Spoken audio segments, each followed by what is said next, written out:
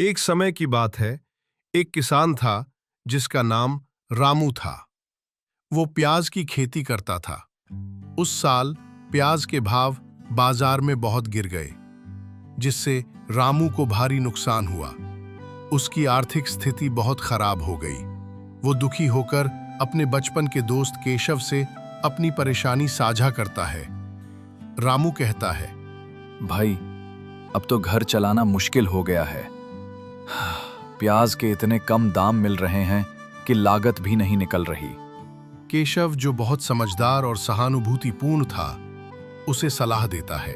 रामू, क्यों न तुम अपने प्याज को किसी दूसरे राज्य में जाकर बेचो। हो सकता है वहां इसकी अच्छी कीमत मिल जाए। रामू को यह सुझाव अच्छा लगता है। वो अगले ही दिन अपनी बैलगाड़ी में ढेर सारे प्याज भरकर दूसरे राज्य के लिए रवाना हो जाता है। जब वो वहां पहुंचता है तो राजा से मिलने जाता है और उसे प्याज दिखाता है। उस राज्य में पहले कभी किसी ने प्याज नहीं देखा था। राजा जब प्याज को देखता और चखता है तो वह उसकी खुशबू और स्वाद से बहुत प्रभावित होता है। उसे यह इतना स्वादिष्ट लगता है कि वह रामू को प्याज के वजन के बराबर सोना देने का आदेश देता है।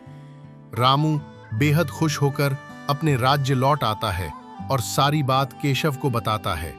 केशव, जो लहसुन की खेती करता था, ये सब सुनकर बहुत उत्साहित हो जाता है। वो सोचता है, अगर रामू को प्याज के बदले सोना मिला तो मेरी लहसुन तो उससे भी ज्यादा स्वादिष्ट और उपयोगी है।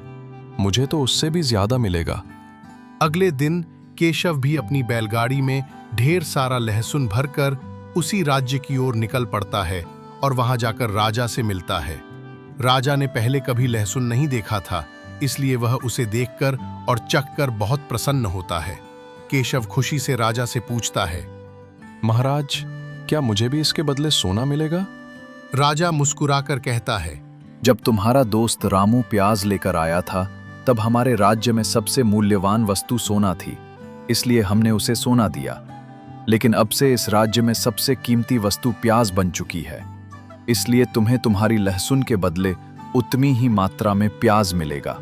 यह सुनकर केशव को बड़ी निराशा होती है और वो खाली हाथ प्याज लेकर लौट आता है। सीख: हर वस्तु का मूल्य समय, स्थान और परिस्थिति के अनुसार बदलता है। सफलता की कुंजी नकल करने में नहीं, बल्कि सही समय पर सही निर्णय लेने में है।